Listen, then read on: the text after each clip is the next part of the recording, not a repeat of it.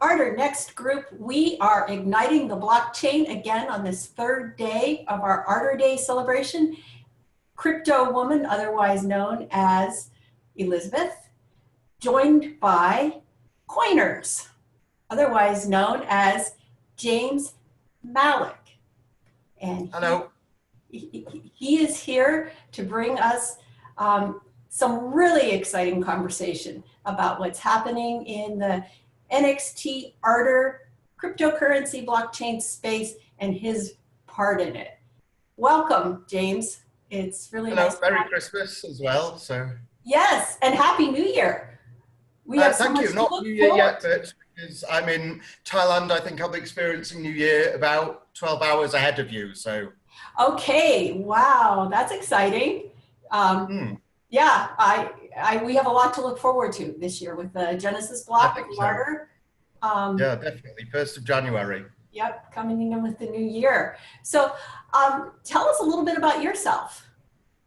Right. Well, my name's James. You may have seen me on like the Coinerz on the Ardor Slack. You've probably seen me involved in the NXT community since about 2014. I've been involved in blockchain business for several years now as well. I had an exchange in the UK, which was called Coinerz, which is how I've got my username as well. And recently we have incorporated up in Singapore. We've got several absolutely amazing people on board, like some technical people, even some ex-army people involved in military procurement, some fantastic app designers, everything like this. And because we're currently based in Chiang Mai, it's literally like a melting pot of absolutely amazing people that we're all meeting together, we're all learning from each other and everything. So it's a good place to be. Sounds like a melting pot of talent. It is indeed.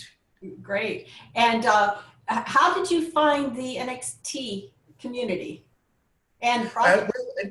Initially, myself and my CTO, Alex, we were admins of a very large Facebook group called Cryptocurrency Collectors Club.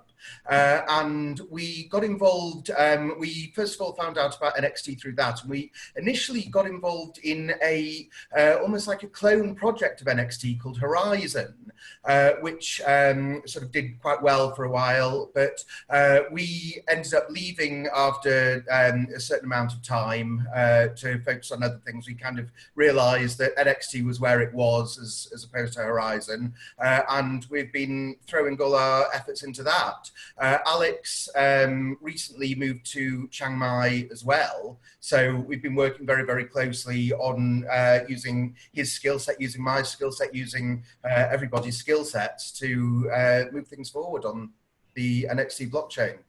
Awesome. Now, before we jump into your exciting project, would you like to tell us a little bit about what Coinerz is doing today? Well, yes. We have several projects on. I mean, now it's known as the Coinerz Group, which is really a company that invests in other blockchain-based projects. We have several things under development. We have, first of all, a site which has got things like almost like Coin Market Cap. However, it goes a lot more in depth. It's got things like coin descriptions. We've got an algorithm which judges things like sort of Twitter sentiment, GitHub, GitHub updates and everything. We can sort of tell with quite a good fair degree of accuracy about whether a coin is worth investing in or not.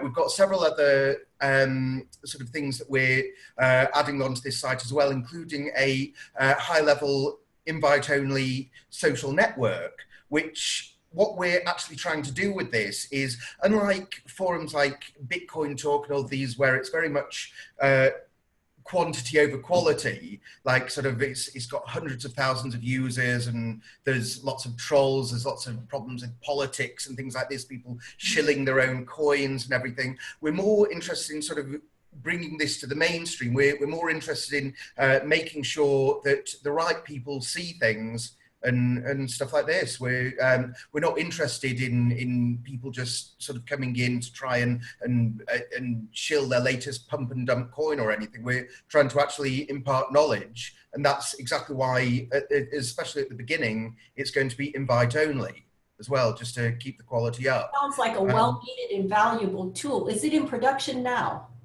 It's in development at the moment. I would send you the link, but it's on a very slow Amazon Web Services development server at the moment. However, in the next couple of weeks, we will have it on a much faster server, and everything will be working a lot better, a lot faster, and we'll have the caching involved, implemented, and things will be speedy rather than Please let us all know, so we can help you spread the news too about that tool, because we fully intend to. So I mean, we're going to be doing a soft launch with probably about 60 or 70% of the features, then bolt the other features on as soon as sorry, I just got a message. We'll bolt the other features on as and when they're ready. We're basically, the good thing is, especially like with the rise in sort of all the Bitcoin prices and the Ardor price and everything like this, we're not under any particular rush to launch. We would rather make sure that the product is ready, make sure everything is working properly, rather than delivering sort of a half-cocked solution. Right. So yeah, so I mean, that's the first thing that we are doing. The second thing, which is probably much more interesting for people, we have over the past year and a half been developing a GPS sat-nav solution which runs on the blockchain. We've essentially gamified satellite navigation, and so you know, for example, if you fly on aeroplanes or whatever, you get air miles sort of as loyalty points and things like this. We have found a way to actually create what we're calling, the app is called Triffic, which is traffic and terrific, which is amalgamated a word, but it's shortened to Triffic. I love it.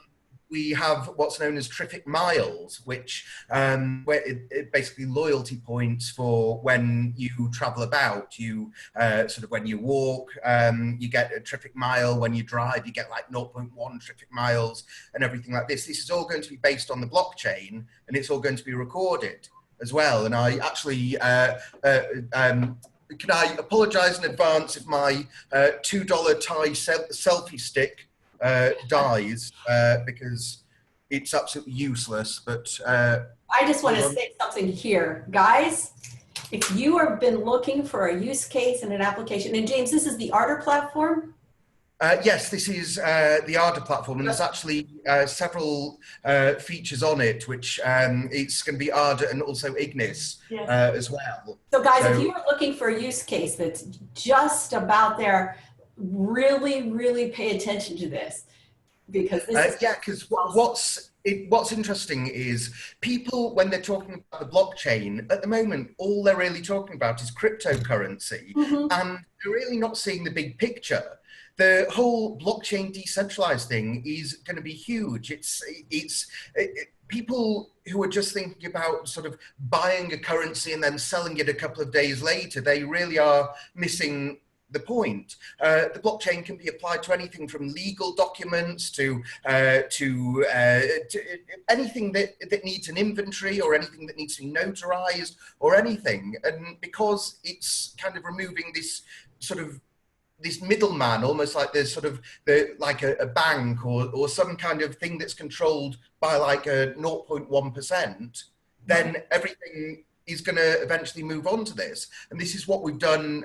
We've created this application, this GPS application, which I will show us. Load now. Hold on. So,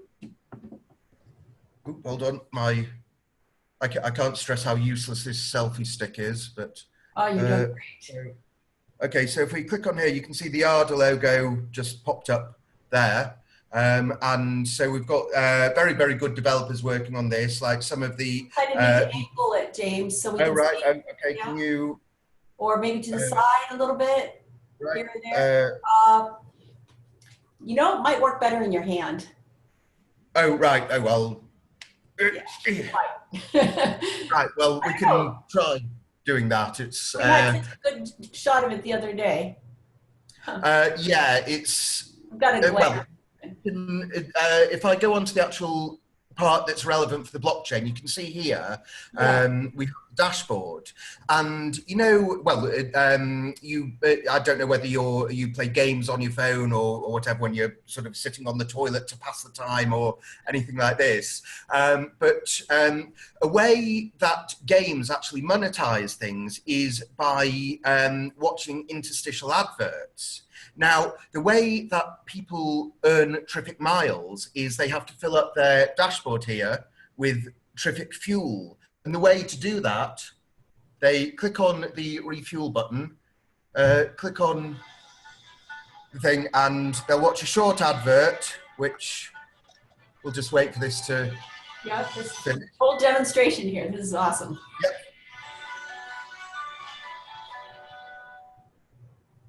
Okay, and when that advert is watched, first of all, you should be able to see the timer now, and it should have gone to like 30 minutes. Mm-hmm. You see that? Yep.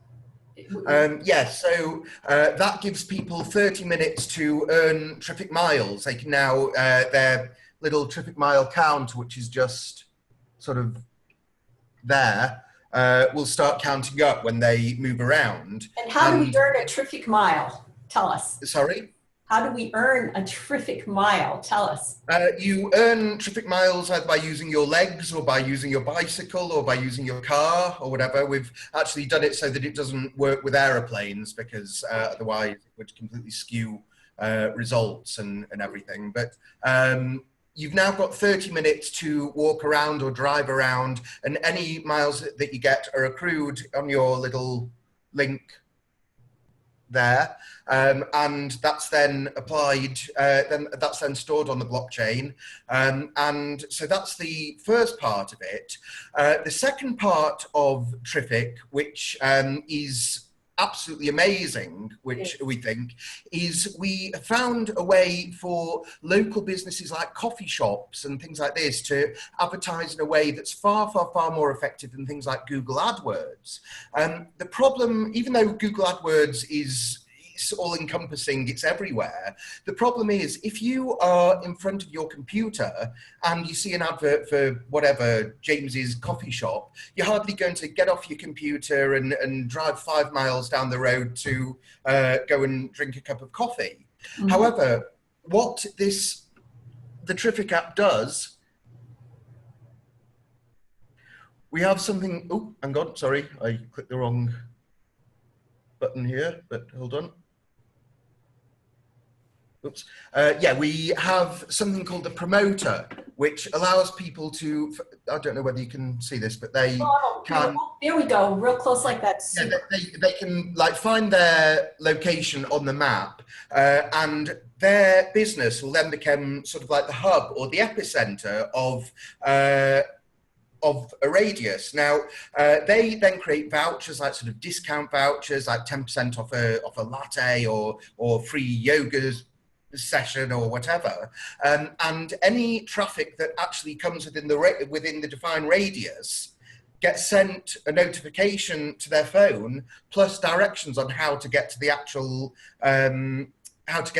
venue. So it then generates QR codes, and then sort of when vouchers are redeemed, it's all redeemed on the blockchain. It's also, as well, it gives us the ability to give more Triffic miles to people when they actually redeem things as well. So it's like a very, very complete system. And unlike many these systems, it's been in development for about 1.5 years. We are probably 70% of the way towards completion. We've got sort of a little bit to go now, but we've definitely broken the back of the work and everything. So it's how fun is that? And not only fun, it looks so practical. I mean, talk about making fun practical. I can't wait to try it.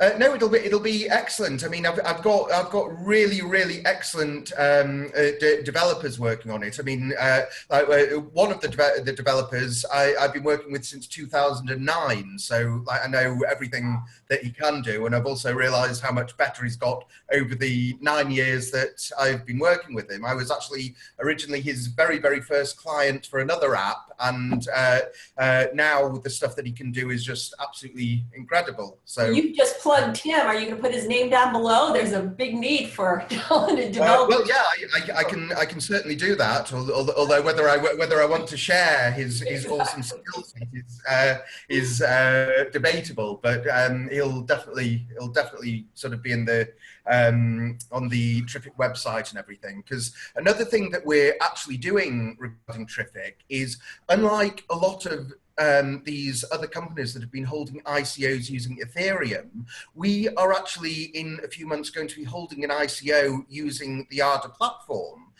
We are going to be creating an asset on the Ignis child chain, and one of the benefits of the asset is that it'll actually be a dividend paying asset. So people actually won't really have a need to buy it and try and sell it at peak prices or anything like this, because as I said, the app has got several ways of monetizing. It's got like the Triffic miles, it's got watching the adverts. We've also got deals with Booking.com, Uber, Grab, all of these people. So whenever anyone does anything through the app, we get paid. Now, what we are doing is, when we get paid from these apps, we are actually going to be putting a percentage of that money into Ignis. We're going to be investing in Ignis, and then we're going to be sharing this out as dividends amongst the people that hold the Triffic token that we've yet to decide on a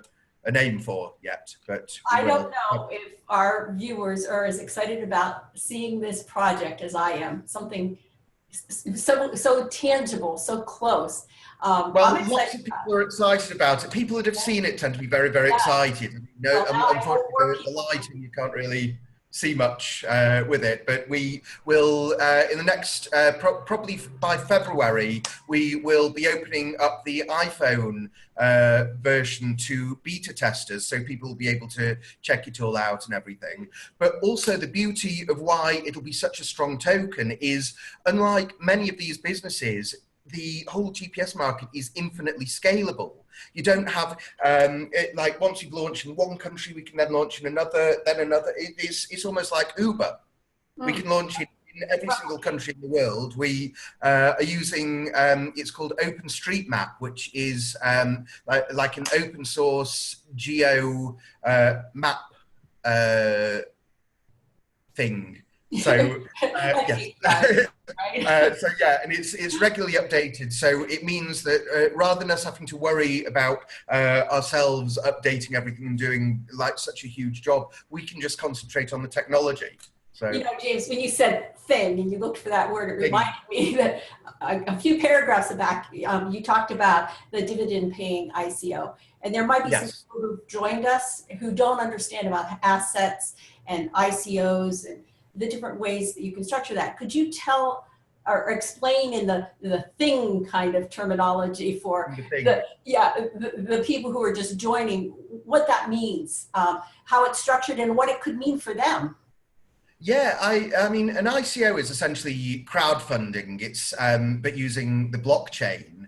And there have been many ICOs, especially in the past year. Many of these have actually just been probably 50–60% of these are vaporware. They never come to fruition, but they raise these funds normally using Ethereum. The problem with Ethereum, especially with the launch of this crypto cats or crypto, whatever it's called, crypto kitties or anything, is it's shown there's a major problem with this blockchain bloat. It's the Ethereum network is completely clagged up with people trying to buy and sell digital felines and everything. We have chosen the Ardor platform, I mean, basically because it was designed to negate the problem of blockchain bloat. It was the guys behind Ardor, like Lior and people like this, they essentially recognized the problem before it even became a problem. And that's why it interests me. I mean, these guys, they're switched on. They know exactly what they're doing. And as crypto goes, they're right up there at the top. So yeah, forward thinking guys. yes, yes. So I mean, when an ICO is issued then on Ignis and it's a dividend paying asset, yes. explain that. The beauty of Ignis and actually the whole Ardor platform is, unlike Ethereum, where to get the best out of it, you need like high-level developers, you need security guys, you need everything just to keep everything going to make sure it's secure. Ardor and Ignis, and the whole platform, it's almost like WordPress, right? The reason why WordPress became so popular is because it made running a content managed website incredibly easy for literally anybody. You didn't have to know about PHP or FTP or any of these things, right? And the same is happening with the Ardor interface and the API and things like this. It basically means that we can use the blockchain technology. We don't have to worry about running nodes or anything like that, because that's all handled by the Ardor parent chain. And all we need to worry about is our own business. And that's why Ardor will have a huge take up as well, because not every business wants to deal with developers and security people, and not every business has got the budget to do it. Not every business has even got they just don't want to do it a lot of the time. So what we're going to start seeing is, whereas with Ethereum, all of these ICOs have been pretty technical. They've all been sort of very blockchain based. I think with Ardor, you're going to start seeing like more bricks and mortar, more sort of conventional businesses that can suddenly start using the blockchain. Right. And when you distribute this asset or this token on the asset exchange, the part that makes it a dividend paying asset is the fact that when you get these reimbursements from Uber and the other sources that you're going to be using, you're going to redistribute a portion of that back as a dividend to the people who hold that asset. Is that correct? Correct. So it's an asset that people have got a vested interest in holding for the long term, in the same way that if they knew about Ardor, they would also be holding that for the long term as well. And also as well, it'll be supporting Ignis, the first child chain as well. What we will be doing is, rather than sort of buying, using the dividend and buying a whole bunch of Ignis on one day of the month, we'll actually be spreading it around throughout the month, so that there isn't all of a sudden a big price rise followed by people trying to sell or anything like that. We're just going to be staggering it so that everything remains nice and level. I mean, I'm sure you sort of probably agree that sort of any coin or token that does rise meteorically is going to fall meteorically. That's why we're more interested in keeping the price stable or slightly like that, rather than trying to, as most of these people do, pump and dump. It doesn't work. Not interested in that kind of thing.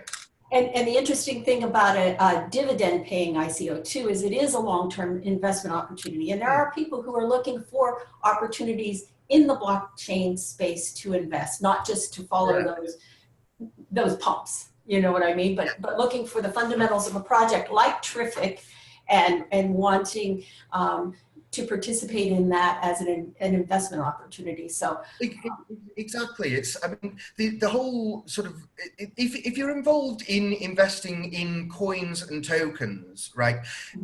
People that try to day trade, like, I mean, yes, you'll hear about when they've done the big win or anything, but you'll never hear about the big losses or anything like this.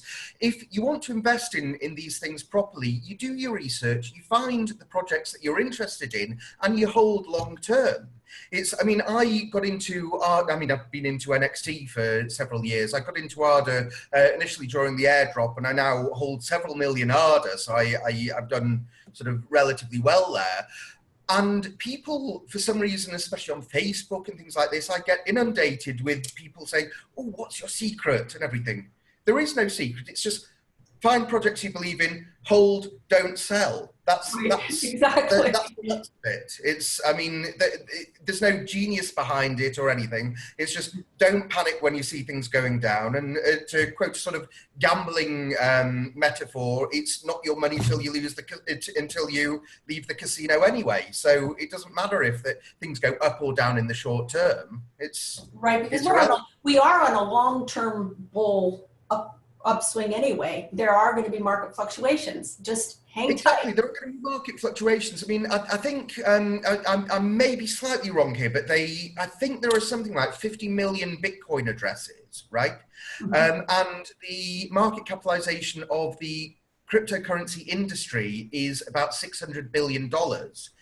50 million Bitcoin addresses. There's about 7 billion people on Earth. So there's a huge way for the cryptocurrency market to go. It's still embryonic. Yes. And I mean, it's eventually when the unbanked people like who live in Africa or third world countries who don't have access to banking facilities, they've all got their mobile phones, they can all do all of this. So eventually all of these people are going to be connected. They're all going to be connected to the blockchain. And that's when it's going to be huge. Right now, it's just, we're still in the teething stages. Right, and we do have a platform right now that works for Yes. for crowdfunding and for ICOs that could be dividend paying or otherwise. But dividend paying is such an awesome way to do this because it gives you a chance to acquire actual investors into your project. And correct. I mean, actually, the original NXT, you could pay dividends as well. yes. Although with the launch of Ardor, it just gives us a lot more options. Plus, I mean, Ignis is essentially NXT brought onto the Ardor blockchain anyway. Right. So, and so if you need the specific applications of the Ardor platform for your project, like you do for Triffic, then it's great. The NXT blockchain could work very well for people who just need a private ICO or something very simple and smaller scaled maybe. Yeah, correct. The NXT blockchain, they've brought out the NXT blockchain, the NXT private blockchain development kit. I think we've got that. That's pretty awesome tool for us to use. Yeah. And that's perfect for businesses that need sort of things done private and don't need to rely on like sort of the public or anything like this. And Jalurida, who, I mean, they've been very forward thinking that, I mean, the reason I've loved the NXT platform for so long is for years, it's not just been a coin. It's had the asset exchange, it's had the messaging, it's had so many of these different uses, all of which have been put on the blockchain. You have things like notarization that's on the blockchain. 99.99% of these other coins and tokens, they just don't do that. And you know, that seems like such a basic feature, but how many documents do we have to have notarized in this world that we do business in today? Or times. Well, pretty much every document needs to be notarized. Right? So, and not only that, but we need to keep them secure. These notarized documents and these timestamps need to be secure and not hackable. And I don't think people understand that this general ledger system that's behind our the World Wide Web right now in a very centralized way is so risky and so insecure. But the people who get it, the businesses who get it, security now in this early stage are going to be a step ahead of everybody else if they see how valuable blockchain can be to them, even in the basics. Correct. I mean, the blockchain industry now is pretty much like the internet industry back in 1995, 1996. I mean, I got into web development back then, so it's probably sort of showing my age. But back then, when I told people I was doing this, they were all like, "You're crazy. Why would anybody ever book a flight online when you can go into a travel agent?" I mean, I book probably 3 or 4 flights a month. I mean, I'm sort of going from between here and Singapore and everything like this. Everything is done online, and it's just natural. And eventually, the blockchain is going to be like that as well. It's just at the moment, it's pretty embryonic at the moment as well. Sort of, we need slightly better user interfaces. We need like an easier way for people to get involved as well? Because at the moment, I mean, a question that I get asked a lot is, how do I actually get started in this? And unfortunately, for people that live in different countries and everything like this, the rules change. Right. But eventually, it's just going to be easy, like almost like with PayPal. You just sign up and you're done. Right, right. And that will happen quickly. I mean, Yeah. really, when you look at, even 4 years ago, the word that was associated with most altcoins, including the NXT, was cryptocurrency, because that's how we all got in. We got in and traded. And really, I was exposed to the term blockchain first in the NXT community, and it fascinated me. The idea that there's more to it. You know, it's like .com all over, or, you know, the .com boom all over again. People said that and made that connection, but it's real. I mean, when you see and you realize that you're being part of something really, I want to say, revolutionary and evolutionary, disruptive at the same time, it's so exciting, right? You can't hardly help yourself. I mean, I initially found out about Bitcoin sort of around about 2010, 2011. I mined a few Bitcoin. Obviously, I sold them when they reached like sort of $4 or whatever. But then it was all of a sudden like realizing that it's not just some sort of store of money or anything. The whole decentralization thing, it's amazing. It's like internet for level 3. I mean, eventually you're never going to have problems with people being hacked or anything like this, because by definition, the whole decentralized thing means that you can't be hacked. So it's really fun to think about the future and you know, kind of postulate what's going to happen. When you think about the future, what do you see? Well, I see basically things going this way. I see it's going to become completely mainstream. It's going to become completely and utterly integrated in the same way that the internet is integrated now. Basically, people are going to be using the blockchain and not even realize they're using the blockchain. In the same way that people load up Netflix, they don't realize, or they don't sort of think about that they're getting their TV over the internet. It's just going to be services that are completely and utterly transparent, completely safe to use, and also there's no shadowy middleman that's maybe creaming off profits or maybe controlling things in the background. So it's really eventually, I mean, I know it sounds very sort of hippie-ish and airy-fairy, but it will give the power back to the people, and this is why the banks are terrified about it. Yeah, well, and not even just banks for the finance, but what about for content delivery? When you were talking about middleman in the, you know, the man in the middle controlling, you know, with things that are going on with net neutrality and things like this, and with the demographic profiling of people for content delivery and things that we've seen being used for political purposes. Well, yeah, I mean, it's going to eventually get rid of this whole echo chamber thing. I mean, one of the problems with things like Facebook and all of these things is you think you're talking to the world, but you're actually not. All you're really doing is talking to like-minded people, which is why, for example, for many people, it was such a shock, like, for example, when Donald Trump won the election, because they were talking to like-minded people who thought that there was no way that he'd win the election because they weren't tuned in with everyone else was thinking.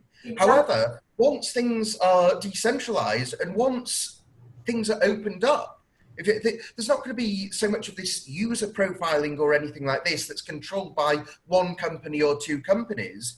It's going to be a lot more open. And there's a lot of projects out there that are concentrating on this, and these are things to keep an eye on for the future as well. Yeah, so I think that when we talk about the future and we know where we are now, developers and both software developers and business developers, but people who have a vision for how to apply this to the future that can bring their skills to this have a wide open opportunity right now to enter this space and actually learn the space a little bit and then start yeah, start helping us use it and develop it, right? Well, exactly. I mean, that's actually one of the amazing things about Chiang Mai, because I mean, as I mentioned the other day, I hate the phrase digital nomad, but there's, like I said, it's a melting pot. Lots and lots of people come here from all over the world. Everybody's learning off everybody else. I mean, you interviewed my colleague Gabriel yesterday, who does Kottaba translation. I initially got him interested in Ardor, and then all of a sudden his business has literally gone like this, and he's now specializing in the blockchain. There's like sort of definite sort of, I suppose, Chiang Mai inner circle where people who are involved in this all get together, where they know each other, they can swap ideas, and also there's the skill set to actually get things done. So. Right.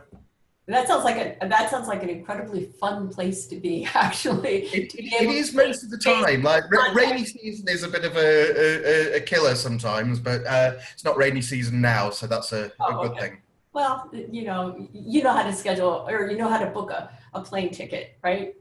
Oh yeah. It's I can do it online. So. Exactly. Maybe soon you'll do it on the blockchain.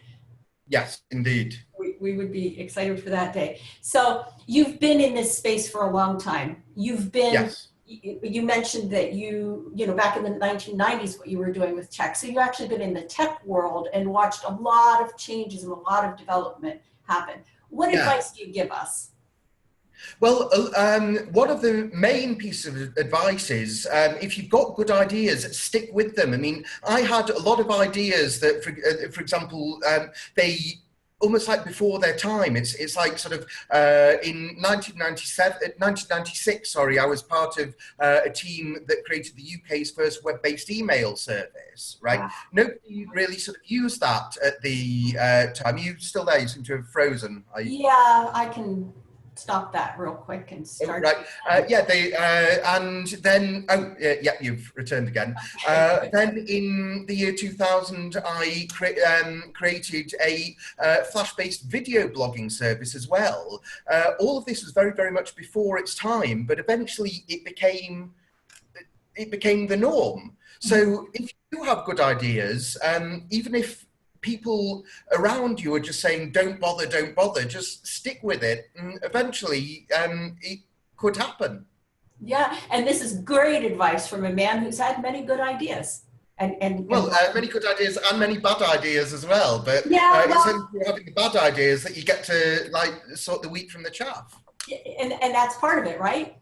That's correct. Part of the creative process. And well, yeah, exactly. But also as well, like part of the creative process is having good people around you. I mean, one thing is knowing what you're good at, but more important is knowing what you're not good at and being able to get people around you that are actually going to complement your skills. I mean, the guys that I've got on board with Coinerz now, I mean, like I said, I've got Alex, who is, I mean, he's a technical guru. I've got Shashank, who's absolutely incredible with the app development. I've got Christian as well, who he's ex-army. He's absolutely amazing COO.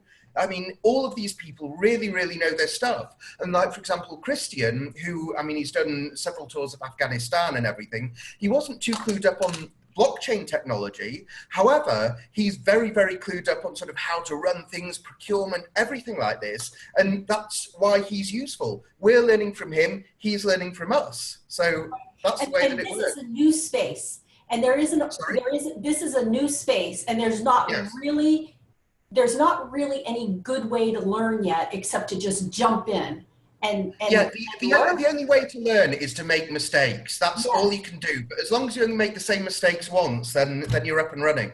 Yeah, and try not to make it with too much money, you know. I mean, don't invest more than you can afford, right? I mean, again, one of the great things about the blockchain community is because everybody is sort of helping each other and stuff, it's almost like money is secondary. I mean, for example, we've been offered quite a few times investment in our company, but the simple fact is we don't really need it at the moment. So it's like, what's the point? We've got the expertise, we've got the time, we've got everything.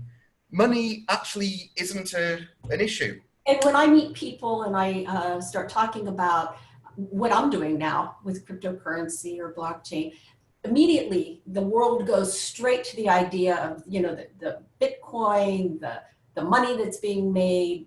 That's everybody's perception right now, but I'd love to be able to let people know that you are right. The people who have the ideas, money is not the main point for them. It's this exciting again, at the moment, people are using blockchain for money directly. Eventually, money will essentially just become a byproduct of businesses that are created on the blockchain, and these will be proper, actual functioning businesses, rather than like with a lot of these cryptocurrencies, just hot air that's disguising some kind of project that's never going to reach fruition. Right. Eventually, business is going to be on the blockchain, and that's where the proper money is going to be made.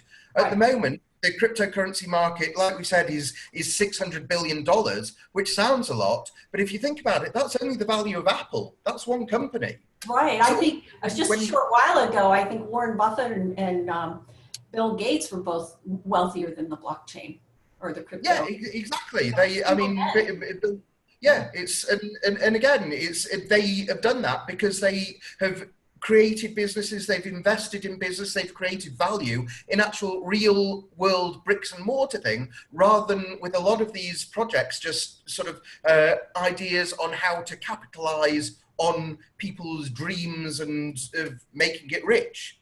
Eventually people get wise, but it'll take a little while before sort of Bitcoin pump mania is over, I think. You know, James, it's really incredible to talk to an entrepreneur, a seasoned entrepreneur like yourself, who can inspire us to think beyond those short-term gains of what might happen in a day of day trading, and look at the tech and the opportunities for the future of investment and developing these wonderful ideas like you're doing with Triffic. I hope that some of the people who might hear this or see this are inspired to say, yeah, I've got an idea, and reach out to us. Come and join our group. Well, exactly. I mean, sort of reach out to the NXT Ardor group. I mean, there's some amazing people on there. I mean, for example, another guy that we've not mentioned is Travin, who's under the moniker of Marenkar. He really knows his stuff as well. He's another person to get in touch with. So, I mean, all of these people, they've got really amazing skill sets, and they're ready to be utilized. Right, and we're a welcoming and open community, and we are looking for ideas. We are looking for developers. Happy to talk to everybody. And with our new platform and our existing seasoned platform, we are ready to deliver. We are delivering, and the new one's coming out in just a couple days now. I mean, we could start an hour countdown, right? So pretty exciting stuff.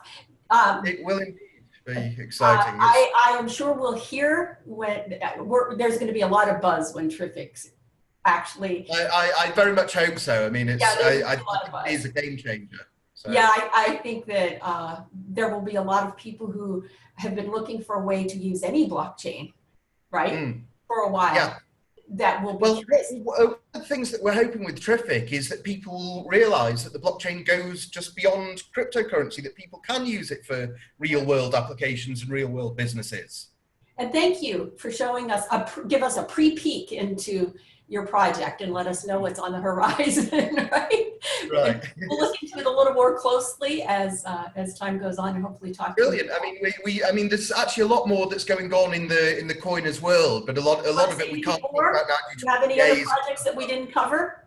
There are several projects that we didn't cover, including things to do with things like the US government and stuff like this. But again, we can't talk about these for another sort of month or maybe 2 months until things have been properly finalized. But myself and my COO, Chris, we're sort of flying about. We're making deals, we're speaking with the right people, some very, very high level people as well. And things are definitely moving. But like I said, that'll all be announced as and when things have been more finalized, because knowing what the blockchain community is like, I don't want to announce anything before it's 100% set in stone, because otherwise people hold to these things. So. Right. Well, thank you so much for joining us. It's like I said, it's been inspired, but it's been motivating and encouraging too to talk to you about the future, the past, and to see what you're doing right now. So Thank you very much. Happy New Year, and we'll be in touch. Happy New Year to you and to all of the Next and Ardor community. Okay, bye. Cheers. See ya.